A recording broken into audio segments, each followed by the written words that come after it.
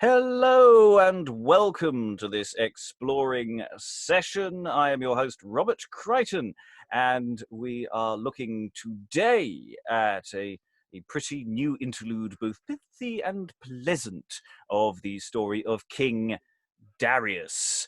It's another interesting play of which I know very, very little about. And so when we come to exploring this, there is so much to come out of it that I'm hoping to come out of the room. We're doing this over 2 days, so I'm hoping in the gap between this session and next session that actually more stuff will come out, and I'll do more research as we go. But at the moment, I'm going into this one very, very blind. As opposed to some plays where I go in with at least one eye open. To guide us through the text with their wonderful performances is a crack team of performers who I have assembled today in a suitable Avengers style. And I mean the Avengers with Patrick McNee and Rig. With bowler hat and umbrella, reading Equity and Ethiopia is... That's me, isn't it? It is. Steve Longstaffe. I had no idea where that was going. My name's Steve Longstaffe. I'm a scholar of early modern drama based in Lancaster in the UK.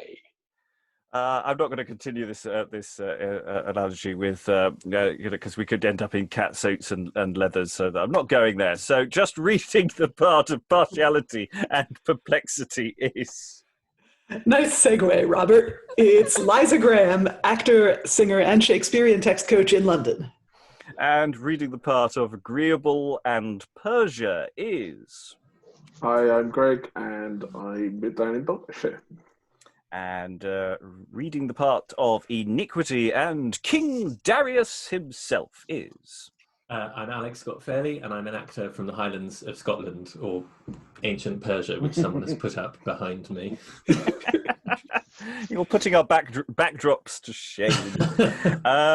Reading the part of the Prolocutor, the Preparatus and Media is... Good evening, I'm Rob, and I live in Ely, in Cambridgeshire in the UK. And reading the part of Opportunity and Juda is... Importunity and Juda. Importunity, what did I say? Opportunity. Opportunity. It was your opportunity to jump in there. Importunity and Juda. Hi, my name's Heydn McCabe, and I live in Bury St Edmunds in Suffolk. And reading the part of Charity and Curiosity is...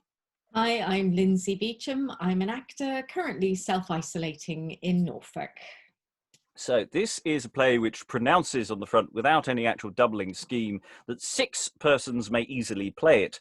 I'm fairly certain 6 persons actually could easily play it, but we happen to have 7, so that's fine.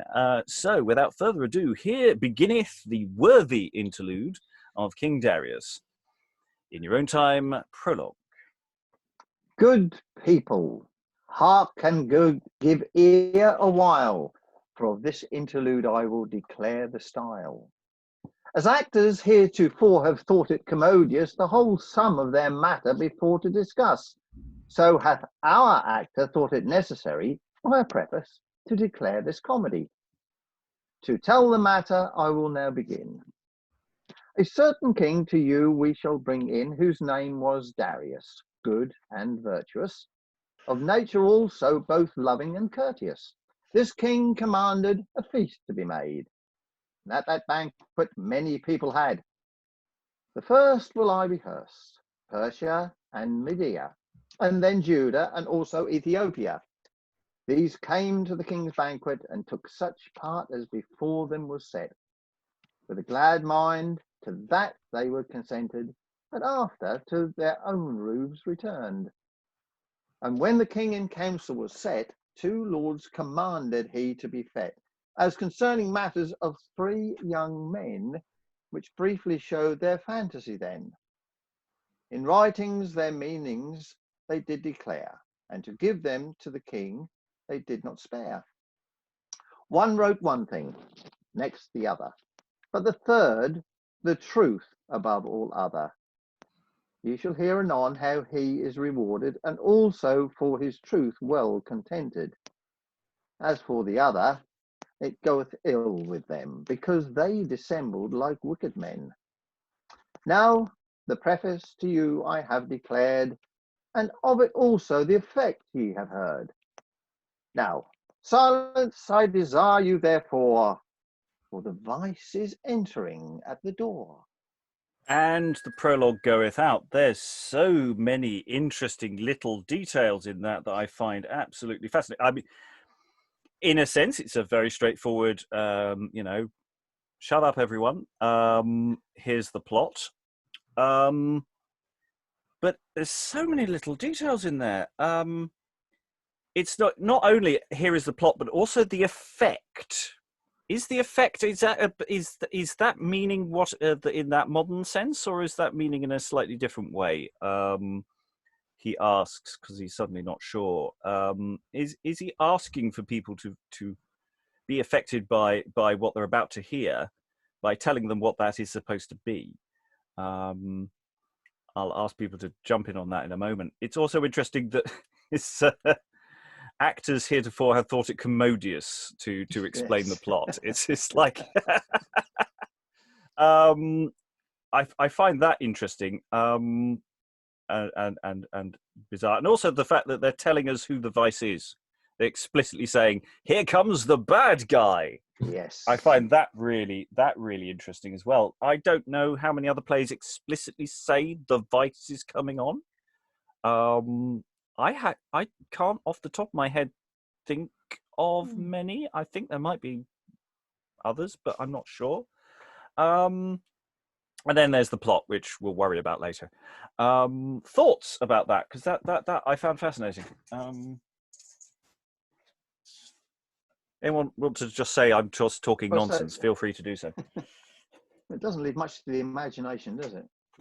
It's you say everything is there. Yes, well, I assume the effect was basically, the preface I've declared, and the effect is I've basically told you that two of these guys are going to come to a sticky end. Two of the three.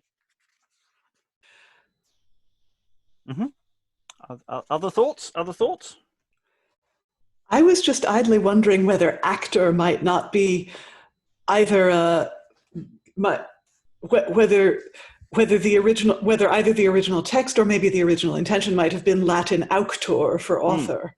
Yes, I mean I have to say it did seem very odd to me in that sense. So that might be a question of a typo or an adjustment in the text. We are slightly reliant on the internet here in terms of delivering as that. But it's used in different, as actors heretofore have thought it could, as authors heretofore. I suppose, yes, it does work both ways, doesn't it? So that's a question mark. I don't know the answer to that. Well, it later says the prologue, doesn't it? It identifies the exit. The exit line says the prologue goes out. So I think you do have characters called prologue. Yeah, he's definitely a character, but it's conventional for a prologue and an epilogue to say, our author begs for your indulgence, or our author puts before you this play, whether it's the actual author talking or not, they're speaking on their behalf. Yes, there is some. Yeah, go see. There is some scholarly work about prologues and epilogues. Tiffany Stern has written a couple of chapters about it, and one of the things she suggests is that the prologues and epilogues are written for specific occasions, because I think that when you get to the 90s, I think the second performance, the author's entitled to the proceeds. Might be the second, anyway, a particular performance early on, and that some of these prologues and epilogues are written for those occasions. So an author would literally come on and speak in their own person, but it doesn't necessarily mean the author does that, or a character playing the author does that all the time. So it's one of those, bit like the proclamation in Jack Straw. It's one of those sort of detachable bits, which has ended up in print. So they can be occasional as well as intended to happen all the time. Yeah.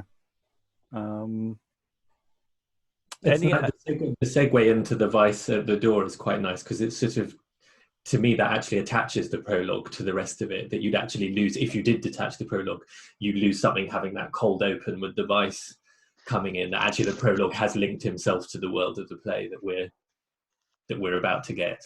I quite like. I'd assume the effect was just the effect of the preface, rather than saying what the effect of the whole show was going to be. It's like you've heard. Yes, as one might say, he spoke to this effect. Yes. Yes. Yeah. I wonder if there might have been a dumb show while the prologue was going on.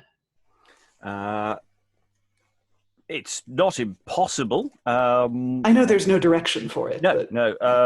But yes, there could be something to demonstrate, especially stuff that's going to happen later on, because, in the sense what's coming next is not necessarily as plot driven as the later stuff that we'll get to at the end of this session. If there's a lot of doubling and there's a dumb show, then you say, you're then introducing one of the same cast members, aren't you? But as the vice. Yeah. There's only 6 of them. Because you'd have 5 in total, with Persia, Media, Juda, Ethiopia, and Darius, plus the prologue reading it, and then you've got the lords later on. So unless they were making a feature of showing who is doubling with whom for the convenience of the audience in a dumb show. Okay, I think we've chewed that for a little bit. Let's move on, because the vice has come in, and it would be rude not to do something with the vice. So the prologue goeth out, and Iniquity cometh in. How now, my masters? How goeth the world now? I came gladly to talk with you. But soft, is there nobody here? Truly, I do not like this gear. I thought I should have found somebody. Let me look better yet, I pray ye. I am mad now to the sole of my foot. And they were here, I would lay them on the coat. A whoreson, knaves, if you thus me mocked, surely I will break their head. Come no near it were for you best. If you do, it shall not be for your rest. And here entereth Charity. Hold thy hand, I pray thee heartily. Of charity be content, I pray thee. Thou wilt not fight, I dare say. Get thee away, or I will thee slay. Ha! Thou knave, who made thee so bold? Thou lookest like an ancient father and an old. Who made thee come into my dominion? Tell me one thing, how doth thy minion? I think surely it is a trim wench and a fair. How sayest thou, how likest thou this gear? Thy communication I like not, truly, nor at all I set not by thy flattery. It is very folly that thou dost say, men to trust in their mad fancies alway. As for me, I trust God hath given me the grace all my enemies clearly to deface. What art thou called? Thy name tell to me. My name, I tell thee, is Charity, without the which no flesh can justified be. Yea, truly thou art a holy man, as is between this and Buckingham. I pray thee, tell me what meaneth this word charity, because thou dost make it so holy. Peace, man, thou art unwise. Never a good thought canst thou devise. For if thou couldst, thus thou wouldst not prate. Get thee away, for thou shalt not be my mate. I will have a better fellow than thou art, or by you all I will not set a fart. God hath commanded one to love another, thy very enemy as thine own brother. It is even God's commandment to love our foes with a good intent.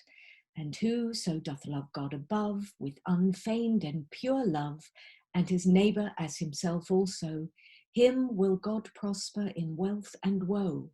For the prophets require of us no more, but that of fervent love we keep in store. That I shall, I will keep it fast. What wilt thou keep? Tell me in haste, for I think thou art a deceitful person. You bade I should keep my money, lest it were gone, and I made my parcel so close and so hard that it will not be lost. 3 halfpence I will jeopard. No, it will not come out again. O false iniquity, I tell thee plain that God will thee surely destroy, without other favour or mercy. Easier will it be, I do tell thee, for a gable rope to enter into a needle's eye, than for an unrighteous and wicked man, I tell thee, to enter into heaven at any time, verily. Therefore thy folly do not uphold, but it to leave be thou bold. Be bold, it were not best for thee to make any prating here at me. Therefore get thee quickly away, or with my dagger I will thee slay. Thy words are naught and very foolish. I do not at all regard them, doubtless. Ah, wicked enemy, thou speak'st like a fool. Sirs, who is there that hath a stool? I will buy it for this gentleman, if you will take money. Come as fast as you can. I do not like, verily, thy company. It were best for me to go from thee. This love that we have ought to be so pure, on justice grounded, and on faith sure. But the love that in thee doth appear is not worth the valour of a here. Seemeth it never so much worthy praise in men's sight, yet it is to our own decays. It is abominable before God truly, and at all of him not esteemed, I tell thee. By my truth, here is a good sport, that thou hast made of me such a report. Thou horse and knave, get thee away, or I will deceive thee with my subtlety, I say. If thou go not hence, to thee it will be death, for in me is neither trust nor faith. I think thou dost think as thou dost say, for by thy works it doth appear alway that thou dost never God regard. Thy nature appeareth to be so hard, wicked, fiend, and full of ill. With mischief and flattery thou dost me fill. St. Paul to the Romans doth declare, to tell the sentence I will not spare. Quis quiete sine charitate vivere potest. In few words it is expressed, if out of their place hills I could move, I were nothing if I had no love. If to feed the poor also my goods I did bestow, had I no charity, I were not worth a straw. By love are we known to be the children of Christ in his deity. Therefore thou, iniquity, get thee hence. Nay, first will I thee recompense. It were best for thee hence to be gone, or surely I will make thee groan. St. James also in his epistle hath this, who is a friend of the world, the enemy of God is. St. Paul also to the Romans declareth, that he that is without love and faith can never come to the kingdom of God. Nay, then I swear by this rood, it were not best for thee to tarry, for if thou do, I will slay thee truly. This thy prating shall not make me cease. It were best for thee to hold thy peace, and obey that which I have said, and from these precepts do not slide. By these vain gauds do not set, for no profit of them at all shalt thou get. What hast thou to do with it, thou old knave? Get thee away betimes, or no grace thou shalt have. O dissembling and flattering generation, God will you destroy, O wicked nation. In mouth you profess God's holy name, but in your thoughts you sure abuse the same. Well, because thou art an ungodly person, I will from thee away be gone. And charity indeed goeth away. Is it even so? By my truth, sir, I am as glad as you, for at no rest at all could I be, whilst thou wast here with me. Farewell, Peter Blowball, I may well call thee. I marvel who they be I see coming here. By the mousefoot, I charge you to appear. Nay, then I must needs make me ready, or with me it will be wrong truly, when one blow cometh on this side, another on that. And I'm just going to pause there before the people who you have just very carefully cued to come on stage. In that, I mean, that's a wonderful line of dialogue. You know, hurry up. I think the biggest note I've got two sort of takeaways from this. One is charity. Leave him. He's not worth it. You just keep going at him. Well, yes, charity goes on until he's absolutely convinced there's no redemption happening here at this moment. You know, charity will not go to sleep tonight saying, "Oh, I should have tried harder with iniquity." No, that's true. That's true. You can go to bed with your conscience well stirred. I mean, the other takeaway for this is, again, it's a generational thing, isn't it? It's we've had this in other plays. Where you've got charity as the older figure and iniquity is the prideful youth. who won't listen. And we've had that several times in the last few weeks in plays that seem to be orbiting around about the same time as this. I mean, it's printed in 1565 and probably comes from about then. There doesn't seem to be coming from much earlier than that, and it seems to fit within a lot of other plays we've got. Thoughts? I mean, 2 acts of violence threatened by Iniquity. He's got his dagger. We've had vices with daggers, with little wooden daggers before, haven't we? I wondered there. Thoughts about this little exchange?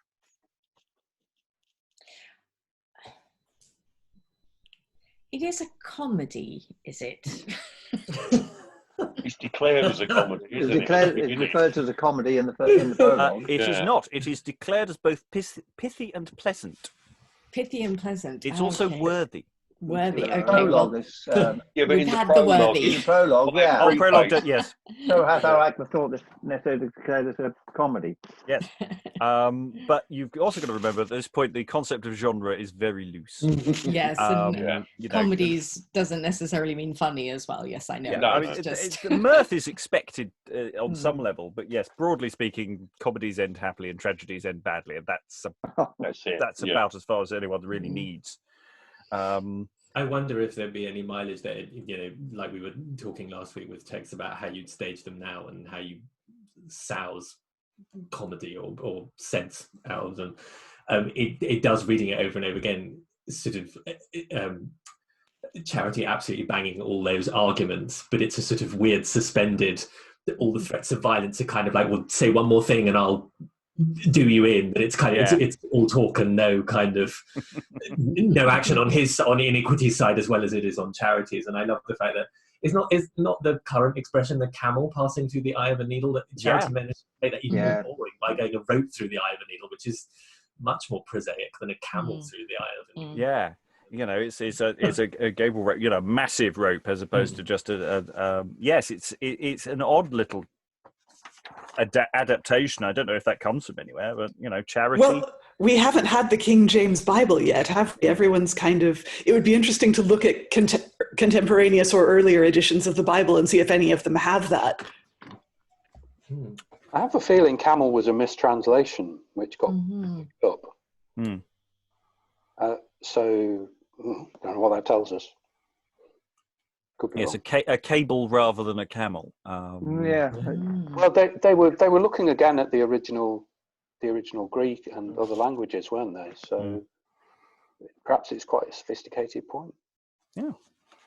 That's one for the biblical scholars out there to Oh no, it does say the camel in Arabic, and I'm not going to pronounce it properly. Chamal can also be translated as a twisted rope, so it is a gable. I guess they're both load bearing. Yeah. Oh, and the eye of the needle is claimed to be the gate in Jerusalem, which I guess ties into the whole temple, rebuilding the temple thing that happened in Ezra. Though I seem to recall an episode of QI saying that wasn't true. There's my source there. Trust QI over Wikipedia then, because that was my source just there. So there's one interesting thing theatrically, just in terms of like stage directions and possible hints at performance practice, which is when Iniquity tries to buy a seat for Charity to get them to sit down, and the gentlemen's stools, I think, were the ones basically on the stage or nearest to the stage. So Iniquity could be soliciting the folks with the best seats, going, you know, come on, I'll give you money if you'll get up and give this person your seat. Yes. Yes, that's that. Yes, I genuinely hadn't picked up on that at that point. So that's a really good point. Yes, there's interaction with the audience with Iniquity. Now, I was feeling, going back to those whatever plays it was that we did a couple of weeks ago, where there was that sense of the audience being played with. I keep feeling like this is written for a law. Don't know why. Just feels like the law courts again. It could be. I don't know. It feels, again, it has that school feel to it in my head, but. you know, it's that sort of indoor setting kind of thing. Sorry, Stephen? Doesn't he mention this rood here? Something like that. By this rood, yeah. Which might be by this rod, or you know, who knows? Maybe he's wearing a cross. But but to me, from the rhyme, it seems like by this rod, because it rhymes with God. I think. Yeah, I think there is a party quirk with the edition that this is taken from. Is some of the rhymes have been buggered about with, and you'll notice I have picked up on a few of them later on where I'm looking at that going. I put in brackets in the side where I'm thinking it might have originally been spelt quite differently, but that's just guesswork at this very early stage of looking at it. Also, do we know who Peter Blowball was? No, I don't. If I can have a look to see if there's I might be able to find that out, or at least what people think it is. While would that we read be on, something like we would call a modern blowhard? It might be something like that. I might be able to find a reference on that as we read on. So I suggest we will move forward, because here he said there's some other people coming on stage, and lo and behold, they do. For here, Importunity and Partiality enter. But I trow I can fear the knaves with my granum's cat. Puss, puss, where art thou? Come away. Peace, man, be of good cheer, I say. Thinkest thou we with thee will fight? No, that we will not, I swear by this light. Why did he think we would do so? No, man, we will not, I warrant you. But who was it that was here of late? And wilt thou needs know, it was such a mate as I could not find between this and hell. It is no lie that I thee tell. He did here so on me rail. But I think I gave him a blow with a foxtail, so he was gone quickly from me. He durst tarry no longer in my company. Thou didst serve him well. I swear by this bread, thou should have paid him about the head. I had him here for his sake. I would have him channels to rake.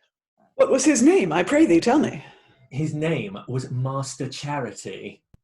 If I had been here, I tell thee a wis, I would surely have made him to piss. I heard say he was such a clerk, which would have made my conscience very dark.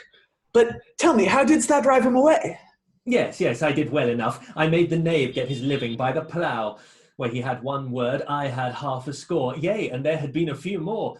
With the knave had I this communication, that at last I made a proclamation, that if any were found within my cure, which to iniquity and falsehood would not allure, the same should die without any remedy. The knave heard that, and got him away quickly. Thus did I handle the knave, that no mercy at all of me could he have. Oh, marry, and thou didst serve him well. Where is he now? I pray thee, canst thou tell? I think he be gone now to hell. I care not where he be, so he come no more here. How sayest thou, knave, how likest thou this gear? By my troth, this gear doth me well please. When thou hast him, let him be at no ease. I will rap him thus upon the bones, and will make him very sore grown. But I pray thee, tell me, what is thy name? Importunity is the very same. News I do bring hither for advantage, and to tell lies for lucre is my common usage. Yea, I warrant thee, he is such a fellow as is not hence to Peterborough. Tell thy name, I pray thee, unto me. Sir, my name is Partiality. To handle the knave I will be bold. I will make that his heart shall soon very cold. Of truth, you two are such honest men, as is not betwixt this and hell then. But I pray thee, what news canst thou tell me? Will he come again or no? I pray thee. Nay, that he will not, I dare say. For if he do, he were better nay. What needest thou care so long as I am here? I will him handle, do thou not fear. Blows to give him I will not spare. He is like, if he come, full ill to fare. What need I care, as long as I have such servants, to defend me from the cruelty of that tyrant? I warrant you, my men, diligent be that piss-burned knave for to destroy. Yea, I warrant thee, do not fear. We will him so handle, he shall not stir. We will him in our snares trap, and him with a foxtail will we flap. Yea, and I also will do my part, and will surely put him to smart. I warrant thee, I will vex him full sore, that he shall pray here no more. Yea, by God, and well said, I can you thank. And he be thus handled, with him it will be blank. Ha ha ha ha! Surely I must needs smile, to see how these the knave will defile. You are two as drunken knaves as are between this and your own skin, so God me save. Why, Iniquity, what dost thou say? I said ye were two honest men, by my fay, but surely I did not so think. No, that I did not, I swear by this drink. Now thou art disposed to jest. Well, Iniquity, I think it best to be gone out of thy company, for here thou dost but dolly. I warrant thee, man, it is not so. Is it, Iniquity? How say you? Thou prating fool, hold thy peace, or to lay thee on the coat I will not cease. I think thou knowest not to whom thou dost speak. I' faith, you knave, I will make you a peak. You whore son, I will rap you on the skull. Nay, be content, I pray thee. Nay, that I will not, verily. Pray thee, friend, hold thy hand. Thou fool, canst thou not still stand? But, sirs, I pray you, who is he that entereth hereby? And we'll pause on that question of who's entering into this mini fray. Again, we're getting some things we've had before of the sort of the viceer characters not being able to spend 5 minutes together before they start having infights. That they can't even agree to work together to attack everybody else. And of course, the delight that we always have with any early modern text when someone says piss. It's so childish, but for some reason it just leaps out of you, just going, oh, they said piss. Basically, jokes about excretion and knob gags are the universal language. Yes, and we should have some other excretions later on in the show.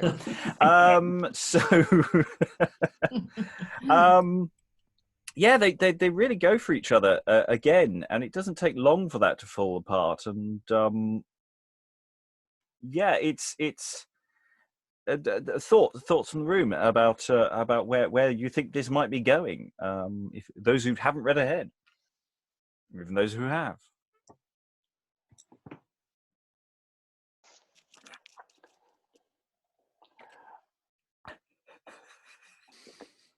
I came to Iniquity because it's one of the vices that is referenced a bit later in the period by one of the many, not necessarily Shakespearean, Richard plays. Yes.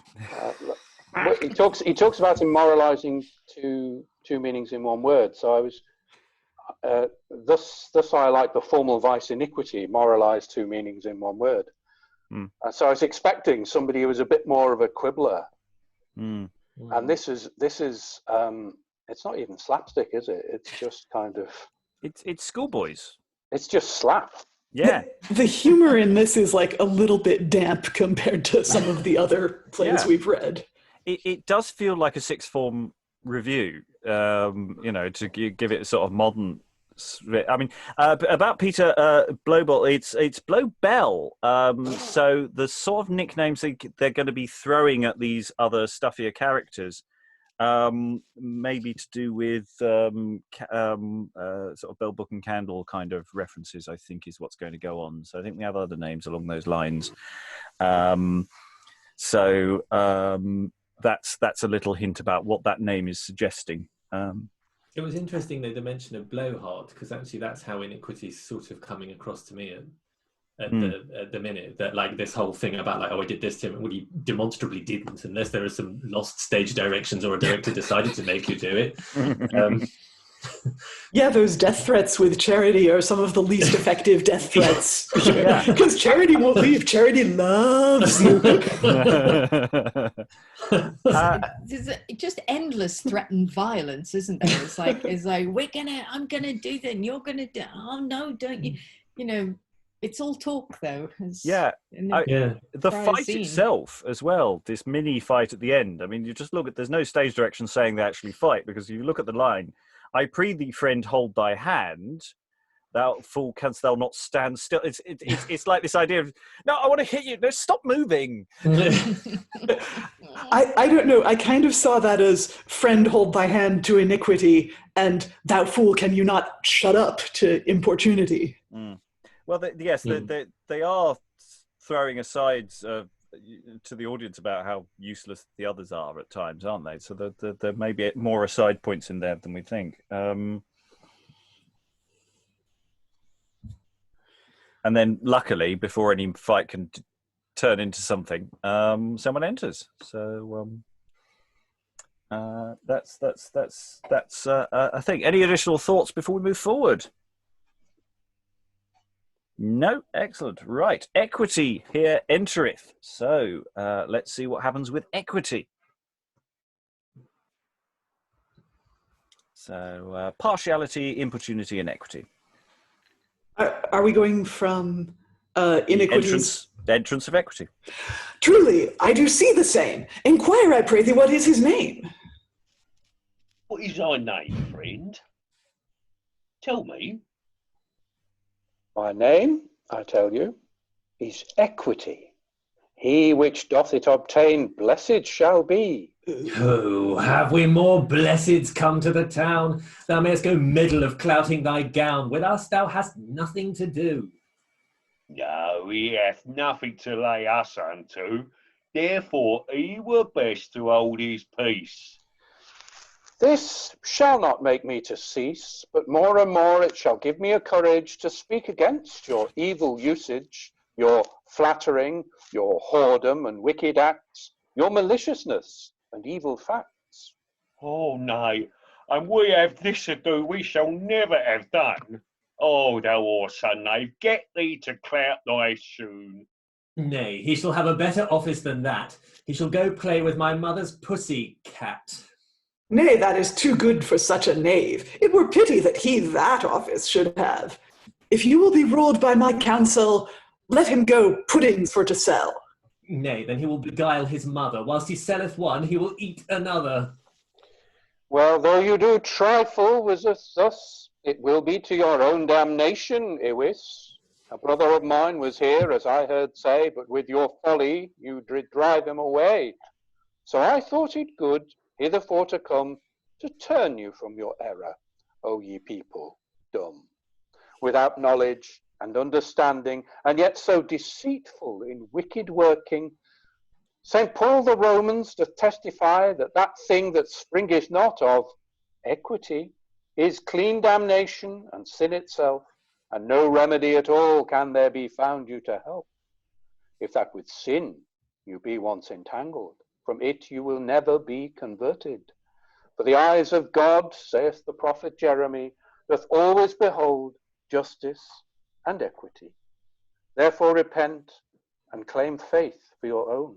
Get thee away, or I will make thee to groan. Marry, if we suffer thee to prate here with us, wrong will go this gear. Marry, that it will, I tell thee truly. Some means must we find to drive him away. With us it will be wrong if we suffer him thus. Therefore he shall be handled more cruelly of us. We will keep him so straight in our bands that he shall not be able at us to stretch his hands. I will set him packing if he will not ent. I shall so handle him, he shall not be worth a couple of pence. And I myself will do my part. I will surely put the knave to smart. If he will not go hence by fair means, he is like at all to have no gains. Therefore, friend, depart anon. Say thou hast warning, and get thee away soon. Yet for this I will not depart. Wilt thou not? Then will I pierce thee to the heart.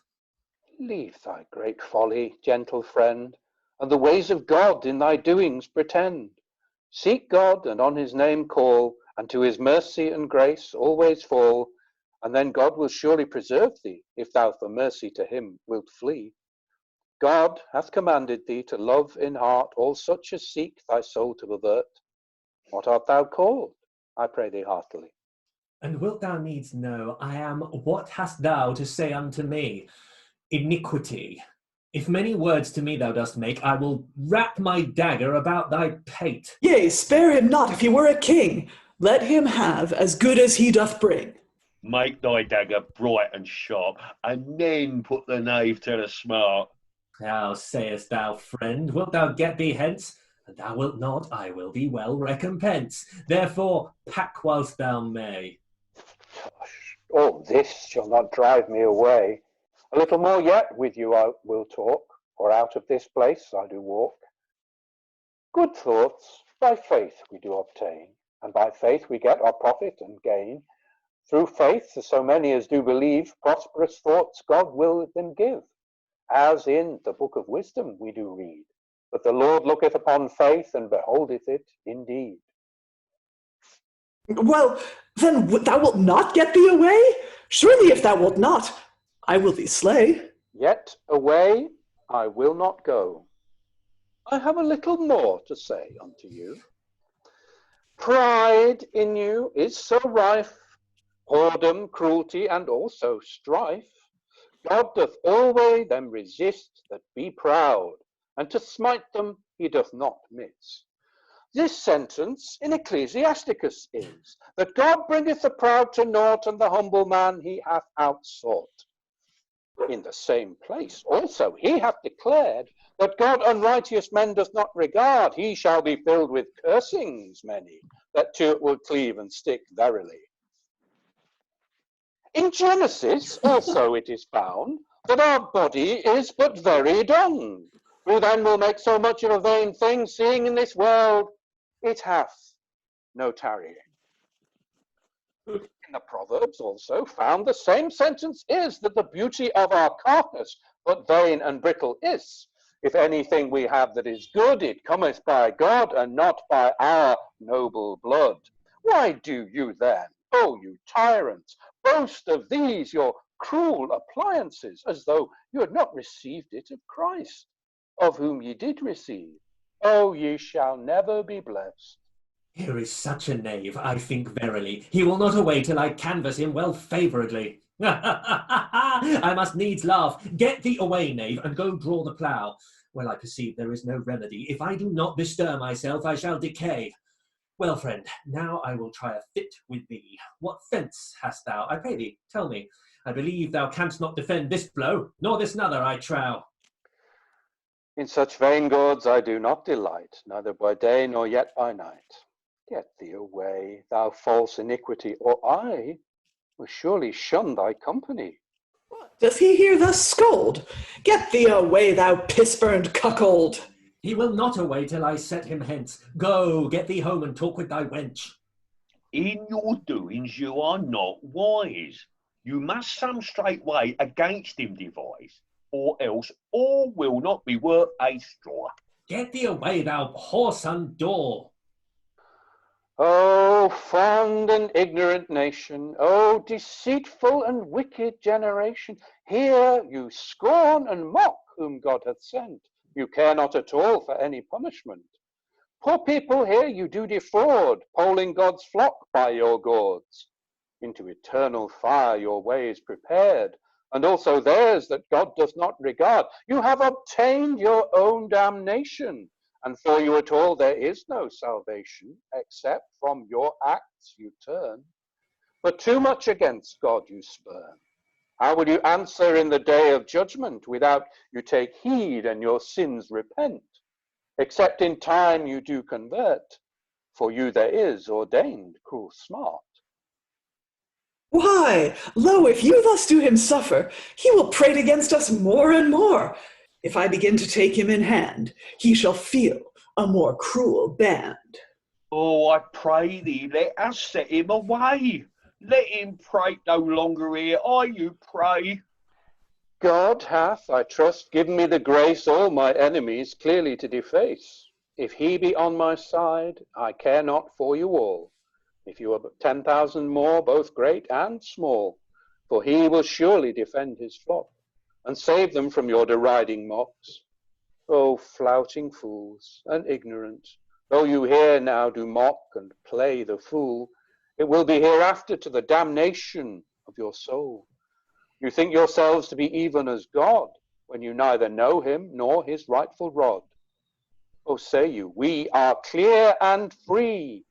Our faults who can them espy? Yes, yes, God that sitteth above doth mark them all as it doth him behove. He but with one twinkling of an eye can spy them out, if they were 10 times more than they be. Repent therefore your faults betime, and mercy all way of God claim. Then he will preserve you like his own children, and save you from the lake that burneth with brimstone. This fellow is too good for me. One word against him I dare not speak truly. He hath so many words in store. Farewell, farewell, I have never a one more. Nay, soft Iniquity, away thou shalt not skip till we have driven away this old heretic. If I once bid thee again get thee away, it shall be thy death, if I may. Indeed, we have suffered him too long to pray. He is now so bold that against us he doth break. Or get thee away, or I will lay thee on the pate. If you will not amend, it shall be so. I will tarry no longer with you. You will bring all to hell that consent to your counsel. Except they take good heed, you will so poison them. O ye wicked men, repent your acts with speed. And here he kneeleth down and prayeth. Lord, I heartily thee beseech, thy right hand to these sinners forth reach, and pluck from their maliciousness, their papistry, and all their covetousness. Give to them a good and godly mind, in their heads thy commandments fast bind, convert them from their sin which they do wallow in, and endue them with all thy mercy, thy grace, and let them have the glass of mercy if they call. Such another godson I dare well say I had not between this and Candlemas Day. God's blessing, my son, I do thee give. Hold thee, keep it so long as thou dost live. Wilt thou bless such a knave as he is? Never of me should he have this bliss. Nor of me nother. I swear by this bread, I thought surely by this time he would have been dead. And you had been ruled by me, he should never have seen this day. Oh, thou old knave, get thee away. God, I give thee thanks, thou hast given me grace to flee these tyrants in good time and space. Farewell, I you bid, let your ways be hid, and say you have warning, lest it be for your pain truly and bitter mourning. Repent in time all that I have said, and look that it be diligently obeyed, for no longer can I tarry in your company. You are so full of malice and envy. And to the relief of those on stage and off, he exits. That's fascinating. We've already talked about how the vice characters, these reprobates, keep threatening violence and then they don't do anything. I mean, I counted about 10 plus threaten, so far in the play and the only time where it looks like they might is they might slap Equity at one point, doing the turn the other cheek thing. It's really interesting that I'm going, what's the game here? If this is, what's the onstage game here with Equity? Because Stephen's doing it this way of, those long pauses and everyone's going, oh no, he's going on again. And I am wondering, what this play is doing here, because these reprobates kind of have a point. Yeah, but is it these all these threats that keep coming in and never happening? Is it a way of showing that all the vices within their very being are basically just cowardly? Yes, they actually never carry through what they, obviously in this play they haven't anyway, and most of the ones we've done before. Well, in others they do actually do physical violence. I mean, they're more than capable. I mean, in this they the best we get is a slap and insults. Piss-burned cuckold, of course. The suggestion that someone's got venereal disease of some description. A particularly good insult, actually. I quite like that one. Okay, so if it's what Lynsey mentioned earlier, you know, the I'm going to do you, you know, handbags at dawn and nothing happens. yeah, if I had the writer, if I were able to reincarnate the writer and bring him here into my living room, I would say, first of all, there's so much business that's repetitive.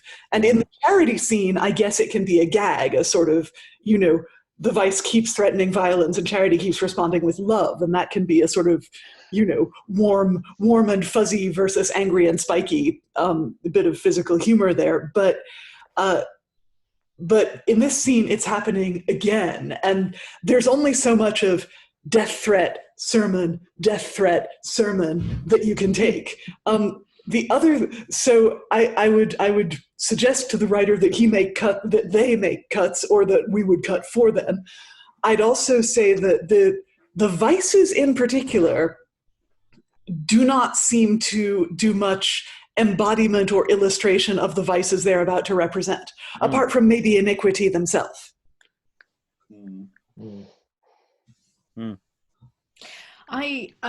This is just a sort of quite a banal thing, but I was thinking about staging it, and I was thinking, Equity is left on stage not saying anything while the other three talk amongst themselves about what they're going to do to him and how they should deal with him. So what is Equity meant to be doing at that point? For kind of, modern audiences for something like this. I don't know how it would have been done in a contemporary way, but is Equity just meant to be standing there while they talk, waiting for his cue? Or how would that have worked? I mean, the other thing is, I don't know if Liza sort of made that as part of what you were saying about, we have this game, many, many times, and it seems to be overstretched. But, Equity is basically charity with better union representation. It's the same game with charity as with Equity. And that's why I'm talking about it as a game. If there is business to be got out of this, and Equity's constant speechifying is, the way Stephen was playing it there gives us room to do that. But I just find it very odd that this play would be doing that. I'm not quite sure what the playwright is trying to say. I think the question of tone, isn't it? Because I'm not that religious, and so my instinct is to kind of get bored with it and to start mucking about and being silly with it. It's possible to have both, perhaps, in the sense that one of the theories about how people might have done sort of gestural stuff in the mysteries is that we look at stained glass windows and we look at the poses that people strike. There's a whole variety of kind of holy poses, if you like, that Equity could be blissfully unaware of what's going on, and sort of striking holy poses and sort of this sort of thing. And the game then is a bit like, I don't know if anyone's old enough to remember Scooby-Doo. You remember this kind of thing where the villain would sort of make a grab for people and they unawares would move away at exactly the right time. It's this kind of sense there that Equity is sort of being sent up because it is just really repetitive and really boring, but you can't lay a bloody glove on him. And so the game is his blissful unawareness. It's almost picking up on what was said earlier about getting the chair for charity. Maybe Equity to go and sit with the audience. Well, I think everybody else might want to sit in the audience and just go, or it's the Morecambe and Wise bit where he goes off and gets a banana while somebody else is dying. Or for that matter, the sort of Naked Gun end of credit sequence where everyone holds the pose and everybody else is sort of going, "What's going? What? Hello? Can you no?" But it just seems very odd that this play is so openly giving an open goal to mock Equity, and I'm finding that really interesting. I mean, it's easy enough for us to do it, but I find it very odd that this play, it seems that's where this play is pushing us. And in the context of when it was originally staged, that seems really weird. you're sort of moving out of levels of irony. I think it's it's kind of he's absolutely straight. And you can kind of shift in and out of going, oh no, it's not serious, is it? Is it? It just keeps sort of ploughing through until we hit seriousness again. And there's a sort of range of different responses to it, which would allow you perhaps to have your cake and eat it in the equity. The performer playing equity would be playing a stage game with people of some kind, which is the business game, which equity has to participate in, or can participate in, but at the same time, everything equity is saying is absolutely perfect, if a bit repetitive. Maybe it's a case that it's like breakers. The point is that these people just keep breaking against him and keep failing to touch. Because the thing is, he's utterly unfazable. You can do whatever you like to him, and he will keep going. And maybe that's part of the thing, is that equity is always going to be, equitable, as it were. And that the reason why they keep talking about violence and failing to do it is actually they can't touch him. And that way, you're right, is how do you have your cake and eat it, which I think this play seems to be wanting to do. I should also remind you, this play is called King Darius, by the way. I was about to say, I'm wondering about this. Yes, I think if I bought a ticket based on the title, I might be wondering. I'd have walked out by now. The prologue doesn't tell you, doesn't appear till 30 pages, which is pages in, though. Tomorrow we'll be looking at King Darius. No, he doesn't appear today. We will reach King Darius. Just about. Just.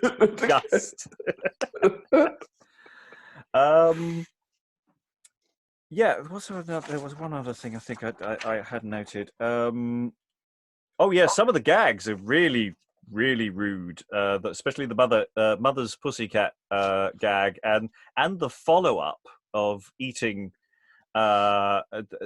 I mean, those are really, really rude. Which part, Rob? Is it the grandma's pussycat? Yeah. Mrs. Slocum. No, play my mother's. Yeah. I mean, you put the beat in perfectly, pussy. Sorry. But yeah, it's it's throwing all the things out at us. Okay, I'd love to say that King Darius is about to enter, but he's not.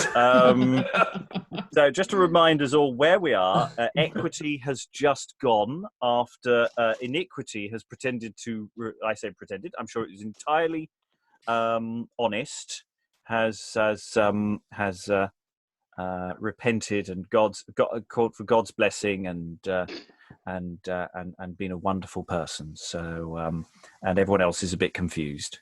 So equity has exited, and iniquity can't contain his laughter any longer. Lo, masters, to now is he gone. I thought surely he would not have gone till noon, but the knave was glad to take his flight. He durst tarry no longer in my sight. By this may you know I was a bold man, but I would not have tarried if he had ventured me upon, but so grizzled upon him I did look, as he had been a very cook.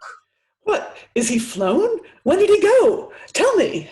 I suppose he is not a mile hence, verily, for his flight he did but take of late. He is scant out of the gate. Oh, good Lord, it is a sport. I trow that this knave is gone from you.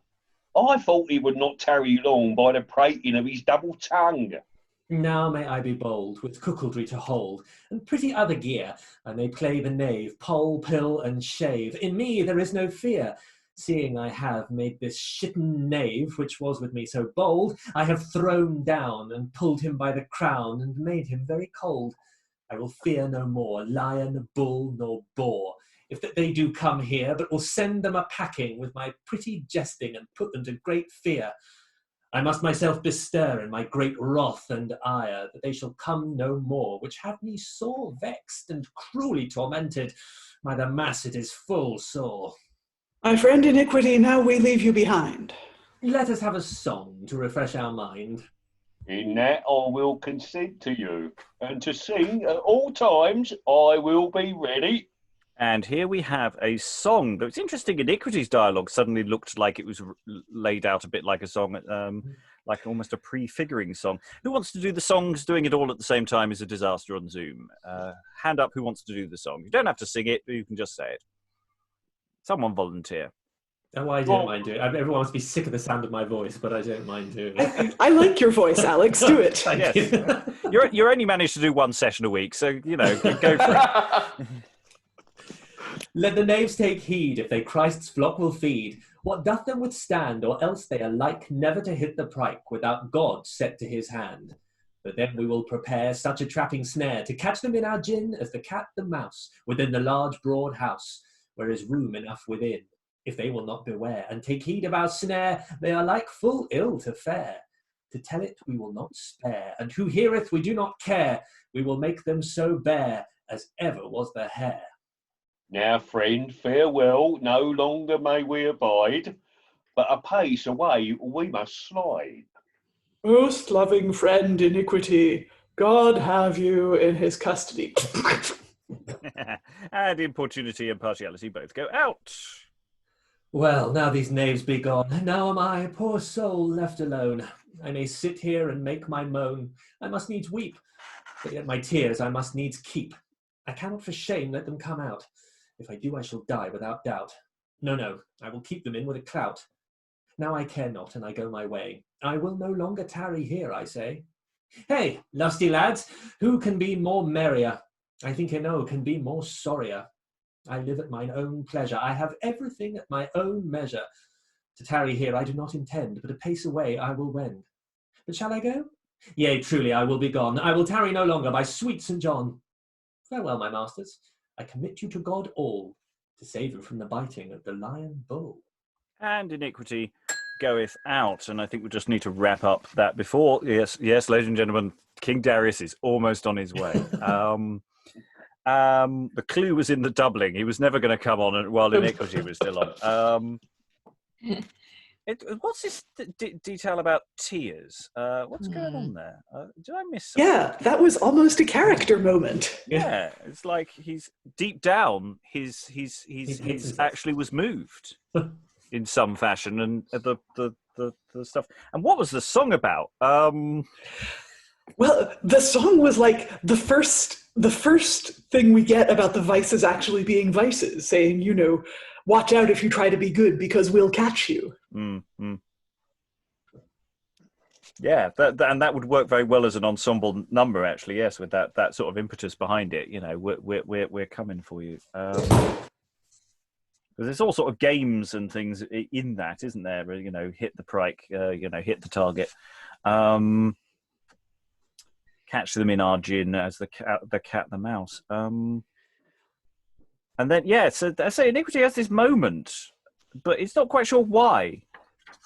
And then he's just sort of wakes up and says to the audience, you know, someone in the front row presumably, that who can be more merrier. It's a very odd speech, and I don't quite know what's going on.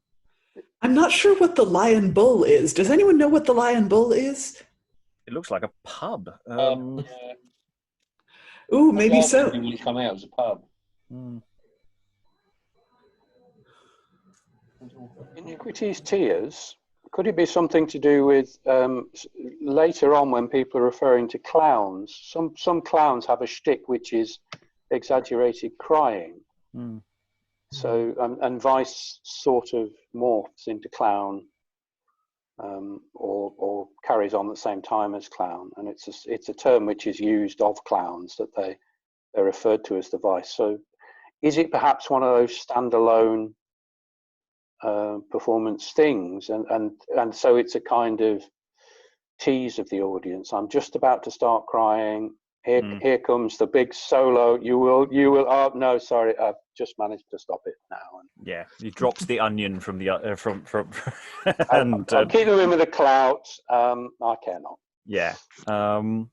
It doesn't seem to come from anywhere. So maybe it is, you know, a bit of business. I've just looked up the lion and bull, and apparently it's an old Persian saying, a complex saying, which basically says that the lion and the lion kills the bull, which the bull provides subsistence for the lion.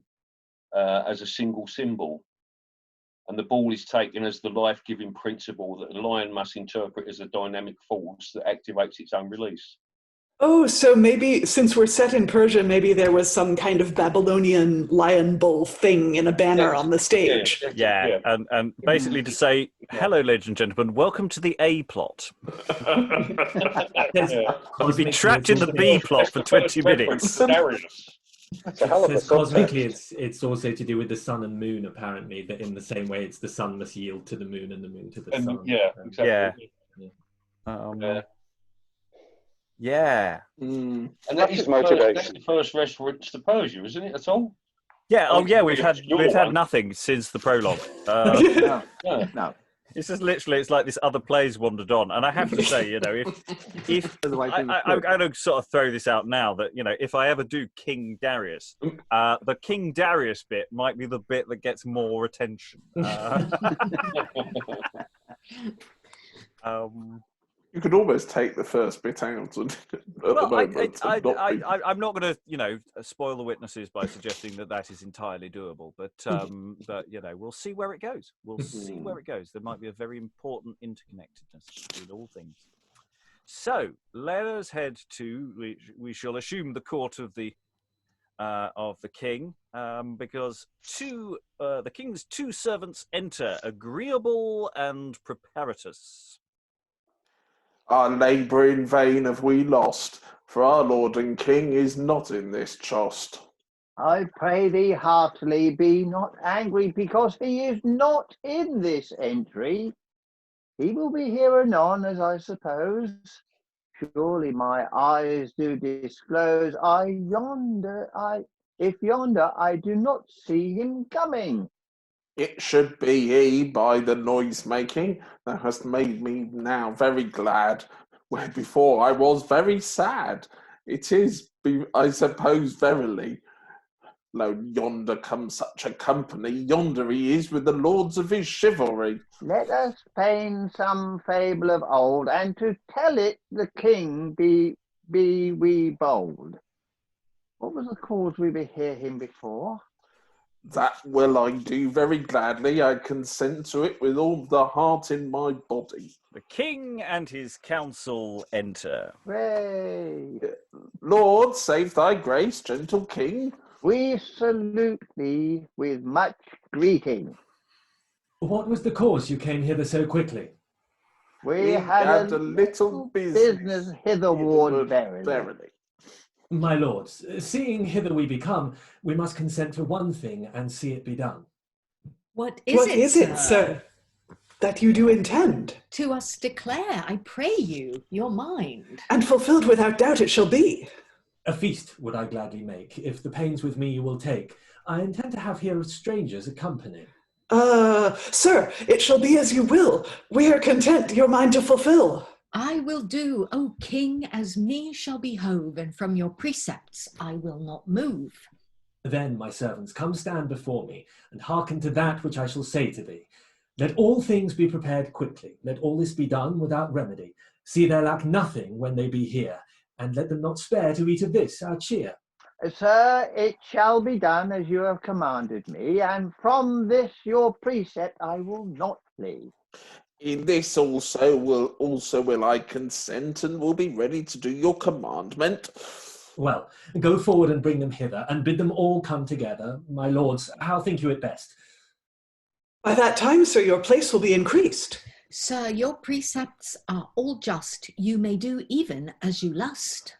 Well, sirs, go hence quickly, and bid them come hither with you. Sir, it shall be done as you have said. Your commandment shall be obeyed. And Preparatus and Agreeable both go out. Hie you, and make much haste, and bid them come of our fare to taste. I suppose they will be here by and by. Ooh, Yonder cometh a very great company. Those be they, as far as I can deem. Are they not? How think you then? Well, if they do, welcome they shall be. I would be glad to see them in my company. Come in, sirs, and do not spare. Come in. Why do you fear? I warrant you, approach you near.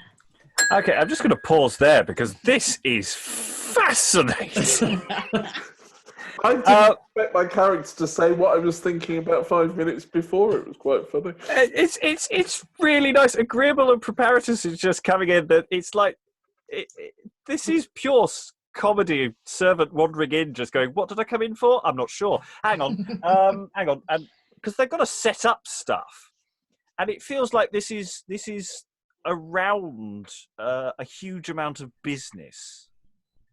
It doesn't feel serious at all. I mean, King Darius may be a sort of ocean, a still point, but even some of his lines are a bit pathetic as well. And I mean, well done everyone with dancing around the said simultaneously, and I think you would break them up into lines as well.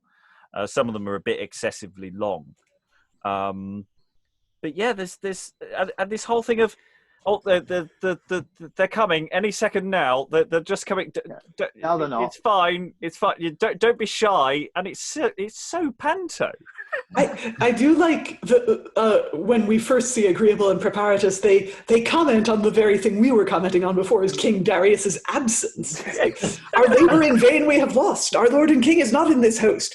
Yeah. And I pray thee heartily, be not angry.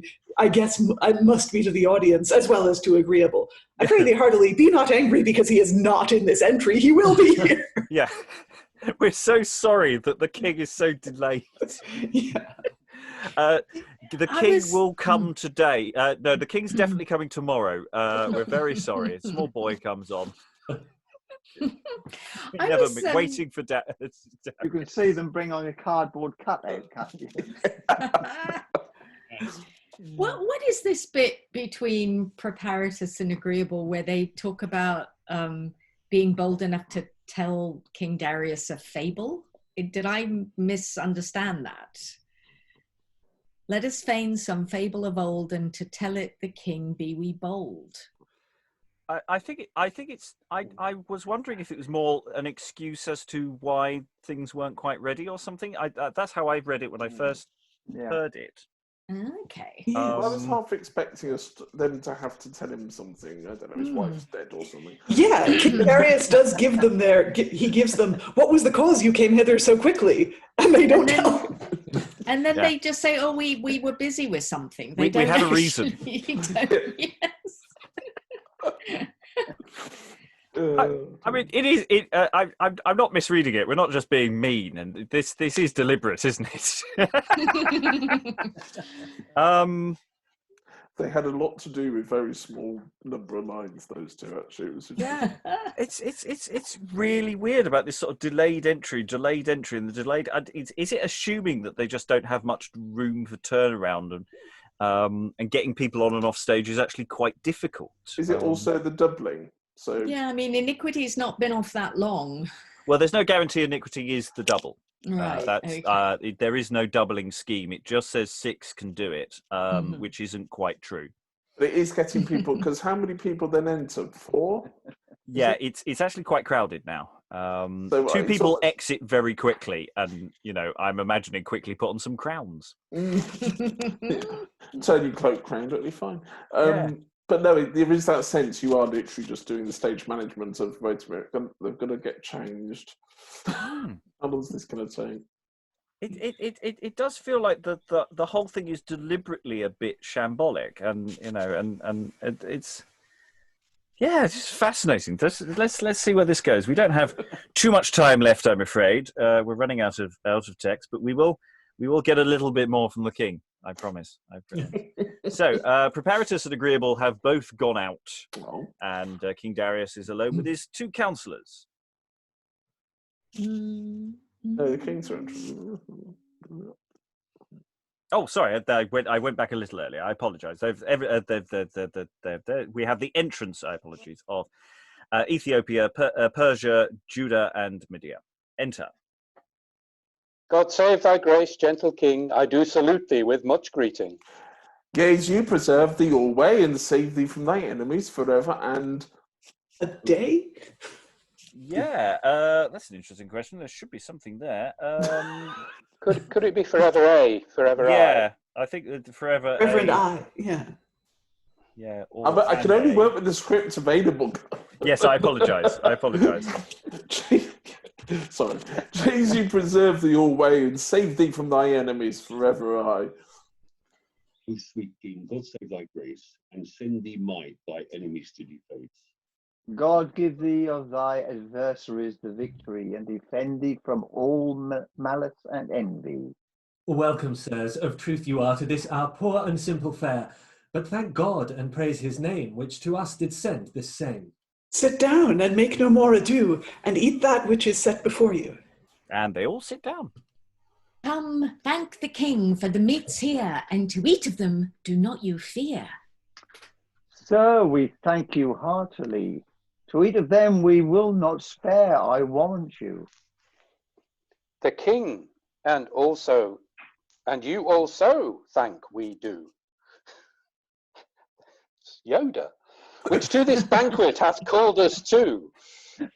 For this most hearty thanks we do give, and pray to God that you long may live. We reverend thee with favour great, for this thy food and precious meat. Well, eat and do not spare, but thank the Lord for this his fare. We Thank him, and you also. Eat! Eat! And make no more ado! I warrant you. You need not bid us. Here will none be left. If we eat us. Care not for that, I pray you heartily, but to eat it, I pray you do not spare you. Somebody having a huge costume change during this. Somebody changing into a giant robot or something.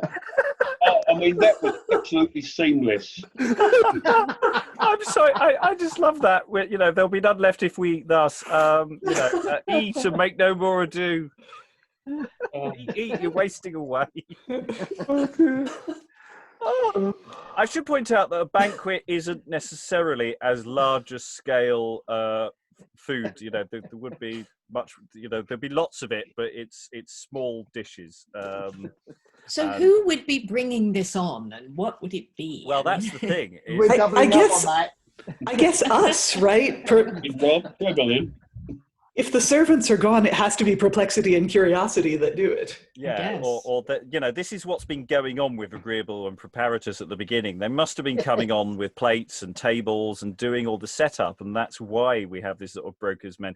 And I think there must be more to this. I mean, everyone just talks in tautologies, really, don't they? They seem to just say, yes, we eat, therefore we eat, and that kind of thing. And the dialogue doesn't go anywhere. I think it's a thing with this writer. I'm really tempted to time travel back and slap him. It is funny. I think this is the intended effect. I can't believe that this is their great work. How many places in the East can you mention, isn't it? Almost. Yeah. Yes, this is the point where the doubling cannot work for 6, by the way. I mean, it clearly cannot, because there are 7 people on stage. Hey. What can you do? So, yeah. Not much more of the scene left to go, because we've got here lots of eating. I'm sure this is a very important eating scene. And the amount of business for the eating, there must be business here. There must be more to this. I don't know what. Anyway, they rise from meat. God reward thee threefold again, which thou hast here taken in pain. God double thy goods more and more, and in thy need send thee great store. Corn and cattle he will thee increase, and to multiply he will not cease. Thrice double surely, God will thee reward, seem to feed the poor thou hast had regard. Sirs, much good do it you all, upon the king be you bold to call. If anything you lack that he hath in store, you shall have it all other before.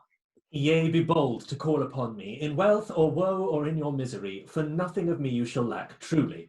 So we give heartily thanks to you. Will you be gone out of this place? Come, I pray you, let us go apace. We will be gone by and by, very gladly. Let us go, and make no more ado. In that also will I consent to you. Calm down now, children. Okay, sorry. It's almost like there's too much action going on. Come on, guys, we need to go back to the stillness. Or Yeah, come on, let's be sensible. Come I on. just love this. What is the point of this scene? Is the old come on stage thing to food? God save thy grace and send thee on life, and save thee ever from from all strife. Ethiopia, Oh, you're all Persia, Juda, going. and Matia all go out. Is it a joke about the kind of sort of play which has all these characters from history and they can't think of what to do with them? It seems is to a be. I mean, I don't Pastiche of know. it. It just seems to be. It's so beautifully pointless. It's a little bit like Spike with his Q series, isn't it? What do we Yeah. do next? What How do we end the do scene? next? Yeah. What are we going to do now? So, What are yeah. we going to do now? It's just, what do kings do? Well, they have a banquet with other kings. I half expected the banquet to suddenly be revealed to be something else for a second. Well, there's still time. He's got another 8 lines. Well, it was hardly a banquet, was it? Let's just finish the text and then 8 lines. 8 lines, people. King Darius, please put us out of our misery. God prosper your journey and send you good luck, and from your enemies all you pluck. Lord, what do you now intend? Will you home to your own chost wend? Sir, it is best to be done so. Oh, and we together will go with you. I will go with you very gladly, with all the haste within my body. Yay! And they go out.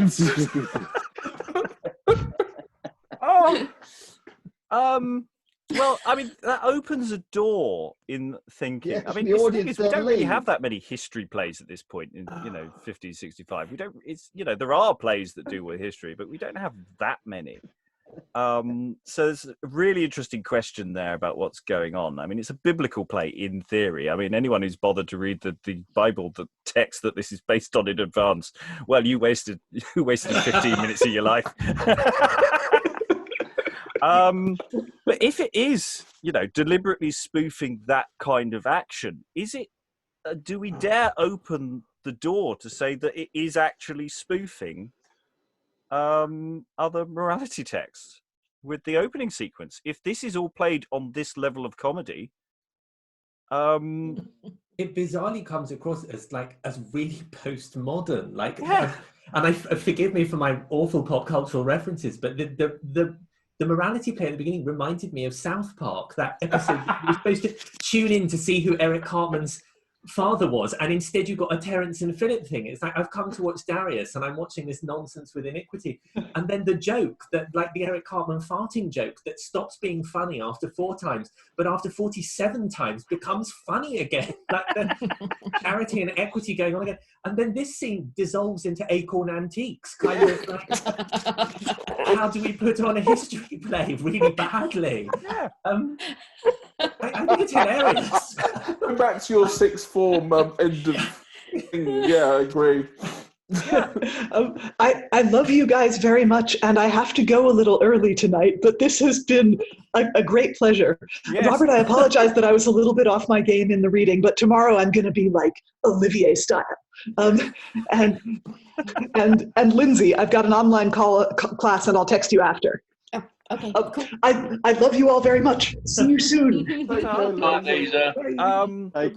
Because we've discussed in the past whether certain elements of other interludes or moralities are risking mocking the serious characters, and we've pretty much always come around to say no, they're not. There is humor here, but they're not actively mocking. But is that what's happening here? Not necessarily the doctrine, but I think I'm laying it out there just simply because I've not come across anything that's doing this.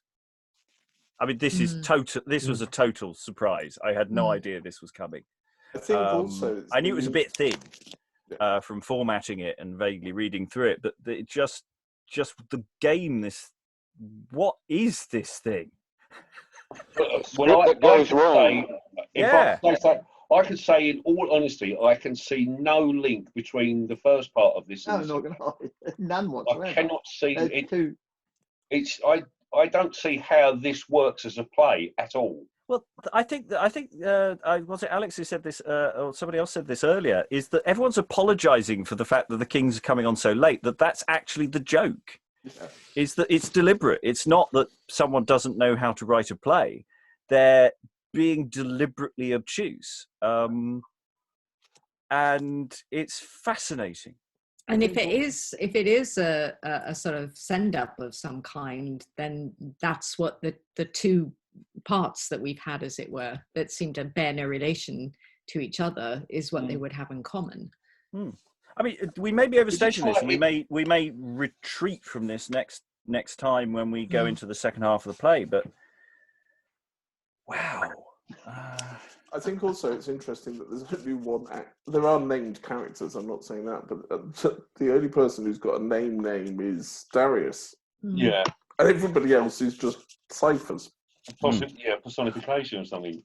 Well, they're not truly either. I mean, yeah, agreeable is agreeable, and Preparatus prepares things, and well, you've got kings of Ethiopia, Persia, Juda, etc. So yeah, but their names, not sorry, name. The personifications. Personifications. Yeah. I mean, there's. Does it remind anyone of Arco, Antony and Arco? All the language is incomprehensible, like the chatter of a beggar's teeth was one of the things he said. This is what I'm getting from this, because I don't understand anything.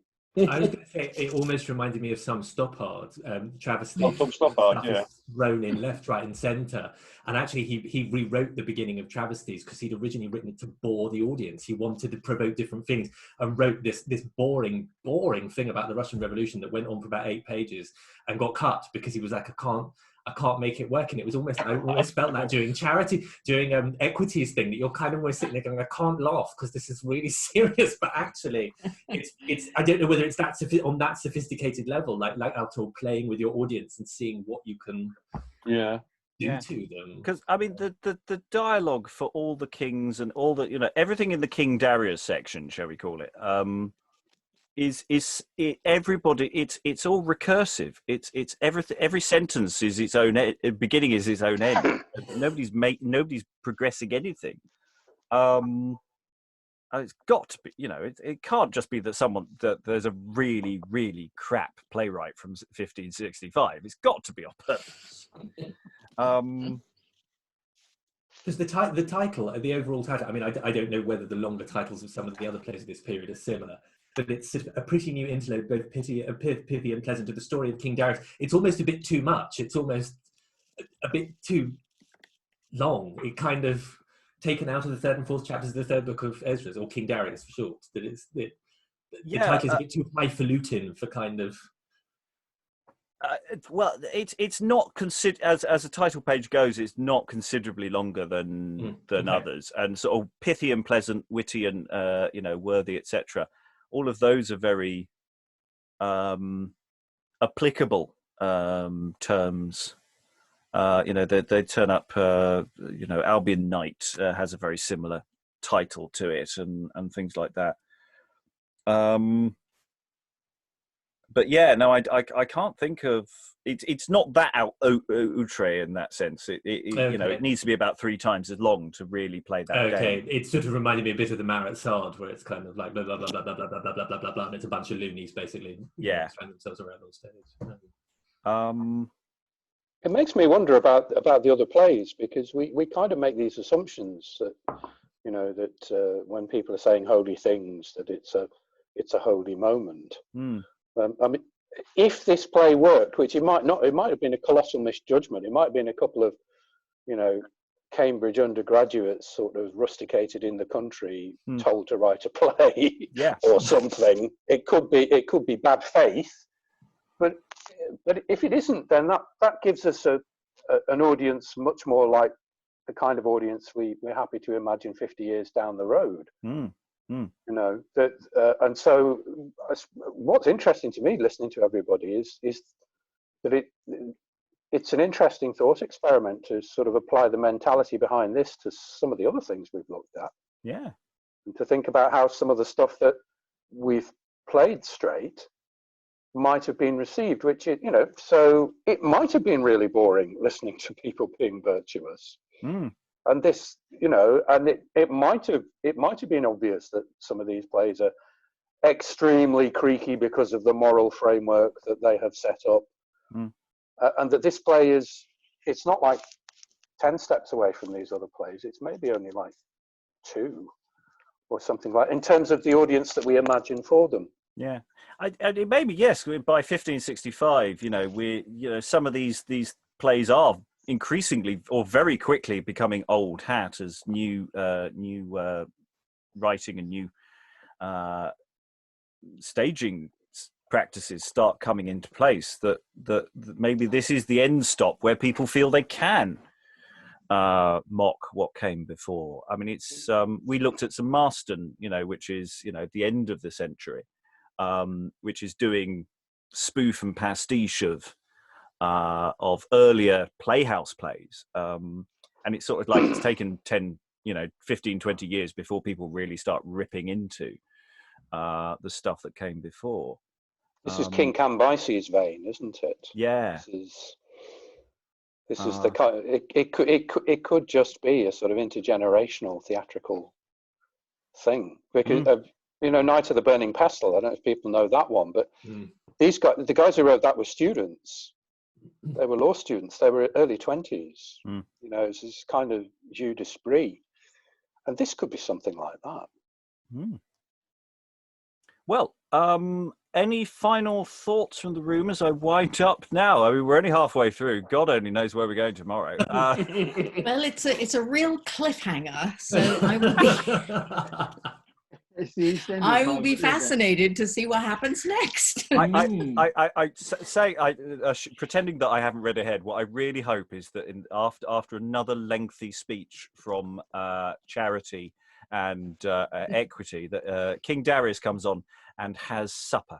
He's had lunch. And a load of kings. Yeah. Different kings. Different kings.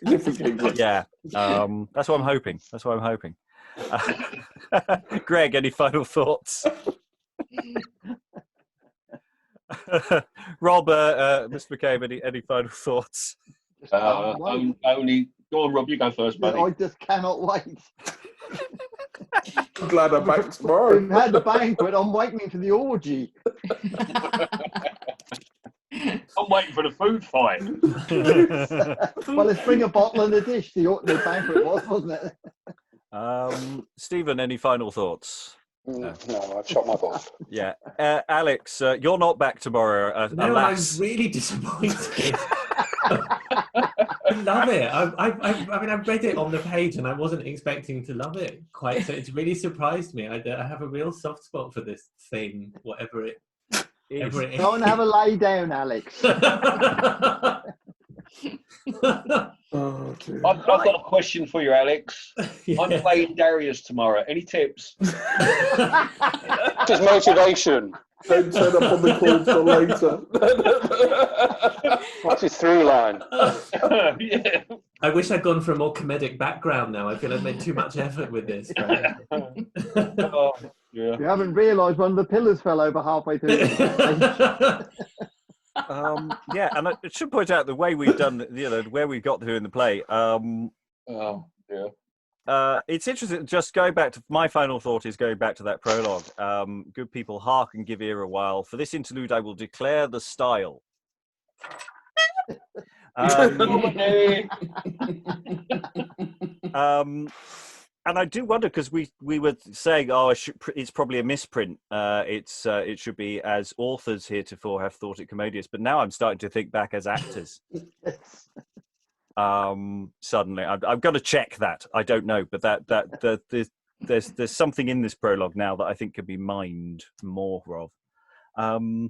But otherwise, this has been a fascinating session. I really was not expecting anything like this to happen today. So I'd just like to thank all the readers for their work and say goodbye. Goodbye. Bye.